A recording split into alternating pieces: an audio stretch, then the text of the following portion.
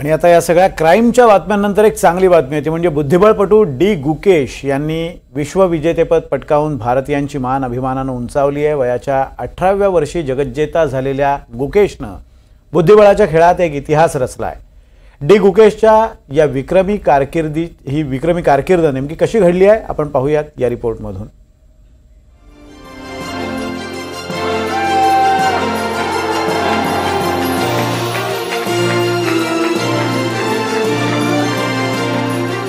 जगज्जेता डोम्माराजू गुकेश अवघ्या 18 वर्षांचा हा तरुण बुद्धिबळाच्या पटलावरचा अनभिषिक्त सम्राट झालाय। गुकेश डोम्माराजू डी गुकेश जागतिक बुद्धिबळ स्पर्धा जिंकणारा सर्वात तरुण विश्वविजेता ठरला।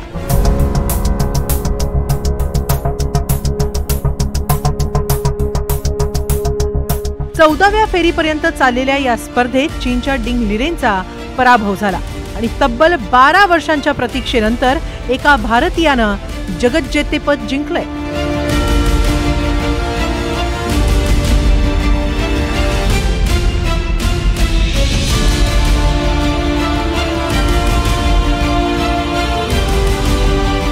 वयाच्या 7व्या वर्षापासून गुकेशनं बुद्धिबळ खेळायला सुरुवात केली। गुकेशनं सुरुवातीला आंतरराष्ट्रीय स्तरावर खेळलेल्या भास्कर नागय्या यांच्याकडे बुद्धिबळाचे धडे गिरवले। त्यानंतर जगज्जेता विश्वनाथन आनंद यांनीही गुकेशला प्रशिक्षण दिलं। 2015 मध्ये गुकेशनं आशियाई बुद्धिबळ स्पर्धा जिंकली। यानंतर 2018 मध्ये आशियाई युवा बुद्धिबळ स्पर्धेत 5 सुवर्ण पदकांची कमाई केली। मार्च 2018 ला फ्रान्समध्ये ग्रँड बुद्धिबळ स्पर्धा पूर्ण केल्यानंतर तो ग्रँड मास्टर बनला आणि आता वयाच्या 18व्या वर्षी जागतिक बुद्धिबळ स्पर्धा जिंकून त्यानं इतिहास रचलाय। 18व्या वर्षी जगज्जेतेपद जिंकणाऱ्या ग्रँड मास्टर गॅरी कास्परोव्हचा विक्रमही गुकेशनं मोडीत काढला। डी गुकेशच्या या प्रवासात त्याच्या आई वडिलांची मोठी साथ मिळाली। गुकेशचे वडील पेशानं डॉक्टर आहेत तर आई मायक्रोबायोलॉजिस्ट आहे। गुकेशसाठी वडिलांनी आपलं क्लिनिक बंद केलं। आज तो जगज्जेता झाल्यानंतरचा त्यांचा आनंदही सर्वांसाठी कुतूहलाचा विषय ठरतोय।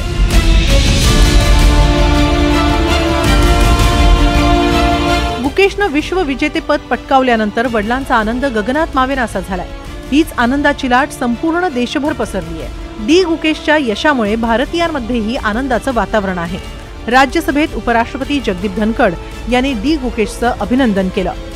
With profound exhilaration, I share a magnificent milestone in Indian sporting history, setting a global benchmark.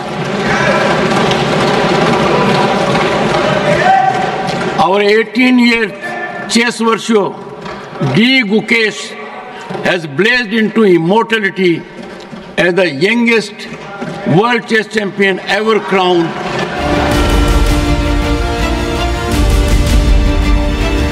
गुकेशच्या ऐतिहासिक कामगिरीनंतर त्याच्यावर बक्षिसांचाही वर्षाव होतोय।